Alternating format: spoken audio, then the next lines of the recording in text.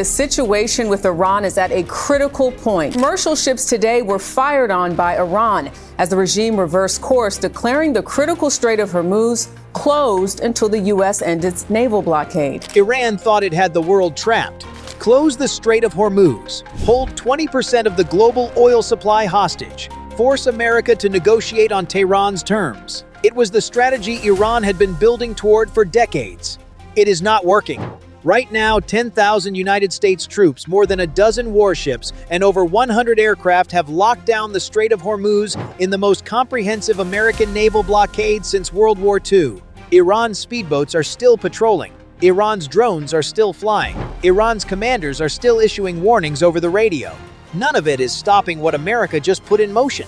The USS George H.W. Bush Carrier Strike Group is en route. 2 aircraft carriers, tens of thousands of Marines, mine-clearing vessels racing from Japan. The second wave of America's Hormuz operation has begun, and this time America is not asking anyone's permission. What you are about to see is the most powerful naval force assembled in the Persian Gulf in a generation, and it is pointed directly at Iran's last remaining card. To understand why this moment is so significant, you need to understand what America has already accomplished in the first phase of this operation, and why Tehran is now facing a situation it has no good answer for.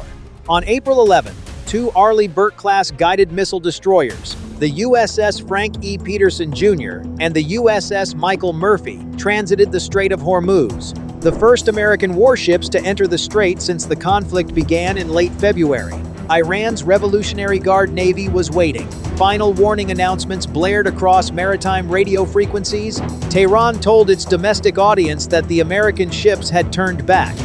3 supertankers crossed Hormuz in the hours that followed. America kept moving. The mine-clearing operation began. Autonomous underwater vehicles began their systematic work on the minefield Iran laid and then lost control of. And on April 13th, CENTCOM made an announcement that changed the entire strategic calculation in the Persian Gulf. The United States Navy was imposing a formal blockade of all Iranian ports and coastal areas. Not a transit restriction, not a negotiated arrangement, a blockade. Every vessel entering or leaving Iranian ports was subject to American interdiction. 10 merchant vessels complied with American direction and returned to Iranian ports within the first 24 hours. An Iranian-flagged cargo vessel attempting to evade the blockade was redirected by a U.S.-guided missile destroyer. No ships have successfully breached the American cordon. And here is the part that tells you everything about where this is heading. CENTCOM confirmed that the blockade employs more than a dozen warships, over 100 aircraft, and more than 10,000 personnel. That force is operating primarily in the Gulf of Oman and Arabian Sea, not inside the strait itself. America does not need to place warships in the Persian Gulf to enforce a blockade against Iran. American technology and American naval reach allow interdiction of Iran-linked vessels anywhere in international waters, for as long as it takes, regardless of how far those vessels travel from the strait. Iran built its strategy around controlling a 21-mile waterway. America is enforcing a blockade that has no defined geographic boundary, but the force already in position is only the beginning, because the USS George H.W. Bush is coming. Having already navigated around the African continent and past the Strait of Gibraltar, this carrier strike group is locked on course for the Persian Gulf. On its flight deck sits what amounts to the air force of a small nation. Over 70 F-18 Super Hornet fighter jets, dozens of EA-18G Growler electronic warfare aircraft, E-2 Hawkeye early warning platforms, MH-60 Seahawk helicopters, nearly 5,000 personnel. When the George H.W. Bush joins the USS Abraham Lincoln already operating east of the strait, the United States will have 2 aircraft carrier strike groups positioned in the same theater simultaneously. This is not a show of force. This is a combat posture. 2 carriers means 2 complete air wings operating simultaneously over the strait and the surrounding region. Double the sorties, double the coverage, double the strike capacity against any Iranian asset that presents a threat. Behind the carriers come the amphibious assets. The 31st Marine Expeditionary Unit, 3,500 troops backed by MV-22 Osprey tiltrotor aircraft in the Arabian Sea. The 11th Marine Expeditionary Unit, 2,500 additional personnel advancing toward the Middle East. Fully equipped, fully prepared, waiting for one order. And here is the part no one is talking about. The P-8 Poseidon maritime patrol aircraft are already in the air, flying continuous surveillance patterns over the strait and surrounding waters, their AI-assisted sonar systems listening for every anomaly beneath the surface, every Iranian submarine movement, every mine that shifts position in the current, every speedboat that departs an Iranian coastal base. Nothing moves in or around the strait without American sensors tracking it in real time. This is what modern naval dominance actually looks like. It is not just warships on the surface. It is an integrated surveillance and strike network that covers the surface, the subsurface, and the airspace simultaneously. Iran can see the ships. Iran cannot see the full picture that America is operating from. That asymmetry of information runs in exactly the opposite direction from what Iran planned when it designed its Hormuz strategy. Mine-clearing vessels departed from bases in Japan and are advancing westward through the Strait of Malacca without slowing down. The USS Pioneer and USS Chief transited the Strait of Malacca on April 11th. These are Avenger-class mine countermeasure ships, purpose-built for exactly the environment Iran has created in Hormuz. They are joining littoral combat ships already in the region equipped with purpose-built mine countermeasure packages. The net is being woven for a comprehensive mine-clearing operation across the shallow waters of the strait. This is a three-front naval convergence: mine-clearing assets from the Pacific, carrier strike groups from the Atlantic, amphibious assault forces from the Arabian Sea, all converging on the same 21 miles of water, all at the same time. On the Iranian side of the strait, the picture that is emerging confirms exactly why America is bringing this level of force to bear. Between 600 and 800 Iranian speedboats are currently active in the Hormuz region. Baghramar-class armed boats carrying machine guns and rocket launchers, shadowing American destroyers at speeds of 40 to 50 knots. Ashura and Tandar-class attack boats specifically designed for coordinated swarm operations, small, agile, mass-produced, capable of executing simultaneous attacks from multiple vectors. Over 200 active surveillance and attack drones are operating in the region. Shahed 136 kamikaze variants, Mohajer 6 and Mohajer 10 long-range surveillance platforms. Small FPV suicide drones designed to exhaust expensive American interceptor missiles by forcing billion-dollar defense systems to expend hundreds of thousands of dollar missiles against targets that cost a few $1,000s to build. Beneath the surface, the mine threat has become more complex than when Iran first laid it. Reuters sources report that nearly 6,000 naval mines are present in the strait. Maham 3 type mines, suspended in the water column, triggered by the acoustic or magnetic signature of passing vessels. Maham 7 bottom mines detonating beneath ships in shallow water.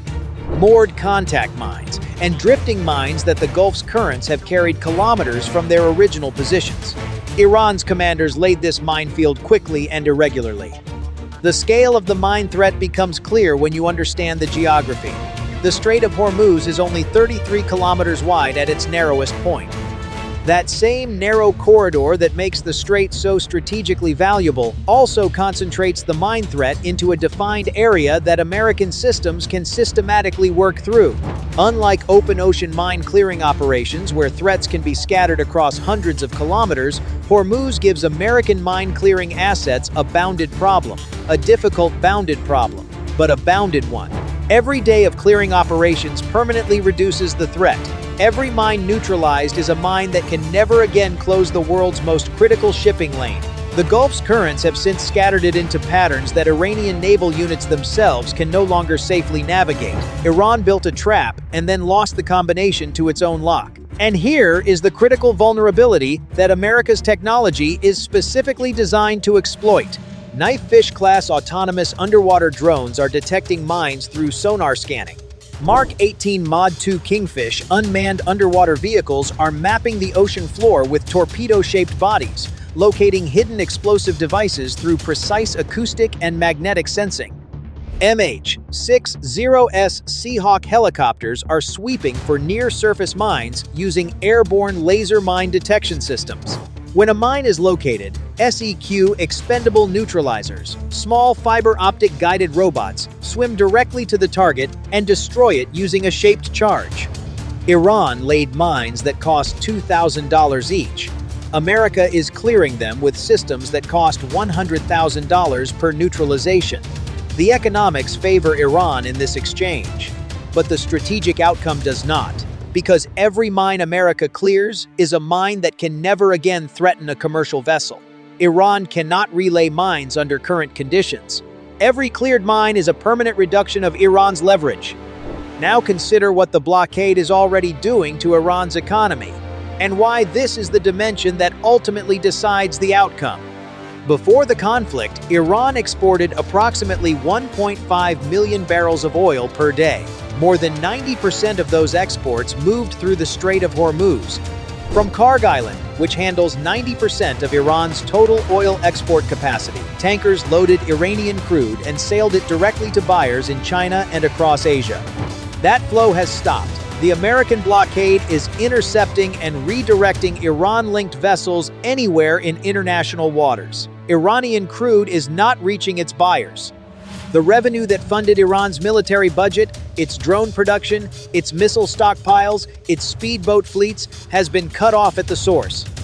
Before the conflict, more than 90% of Iranian oil exports went to China. Every tanker that departed Karg Island delivered millions of dollars into Iran's military budget. Every barrel covered the production cost of the drones, mines, and missiles, now threatening American ships in the strait. America is not just clearing mines in Hormuz. America is severing the financial artery that makes Iran's entire military strategy possible. The blockade is the economic dimension of the same campaign the military is executing in the strait. Close Iran's ports, stop Iran's oil, end the revenue stream that funds the asymmetric threat. The mines become irrelevant when the regime that laid them can no longer afford to replace them. Here is what this moment means for America, and it is the dimension that most coverage fails to fully capture. 10,000 American troops, more than a dozen warships, over 100 aircraft, 2 carrier strike groups, 3 Marine expeditionary units, mine-clearing vessels from Japan. All of it assembled, all of it in motion, all of it converging on a 21-mile waterway because America decided that freedom of navigation is not negotiable. What often gets overlooked is this: America is not just enforcing a blockade. America is demonstrating a principle that every nation watching this situation needs to understand. No country, regardless of its geographic position or its asymmetric military capabilities, gets to hold the global economy hostage. Not permanently, not without consequence, and not against a nation with the will and the capability to respond the way America is responding right now. Every American taxpayer who funds this Navy should understand what their investment is producing in real time. 10,000 American men and women operating in one of the most dangerous stretches of ocean on Earth, clearing mines, enforcing a blockade, standing their ground against Iranian speedboat swarms and drone attacks, protecting freedom of navigation for every nation on Earth that depends on the Strait of Hormuz. Defense Secretary Pete Hegseth said it directly in a Pentagon briefing. "We can do this all day." That is not a boast. That is a statement of fact backed by 2 carrier strike groups, 10,000 troops, and a mine-clearing operation that has already begun dismantling Iran's greatest strategic asset piece by piece. This is what American naval power looks like when it is fully committed. 10,000 troops, 12 warships, 100 aircraft, 2 aircraft carriers converging on the same theater, mine-clearing vessels racing from the Pacific, Marines waiting for one order in the Arabian Sea. Iran built its entire strategic position on the assumption that America would not pay this price to keep Hormuz open. Iran miscalculated. For 40 years, Tehran used the threat of closing the Strait of Hormuz to shape diplomatic outcomes, soften international pressure, and extract concessions at every negotiating table where it sat. The threat worked because no one was willing to pay the cost of calling it.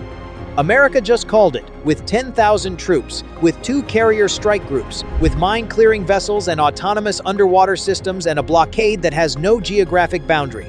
Did Iran just discover that the card it spent 40 years building is no longer worth what Tehran thought it was? Or does Tehran still have a move that changes this equation before America finishes clearing every mine it laid? Drop your answer below. I read every single comment. If you want daily coverage that does not sugarcoat what is actually happening, hit subscribe and turn on notifications. I post every single day, and I am not stopping.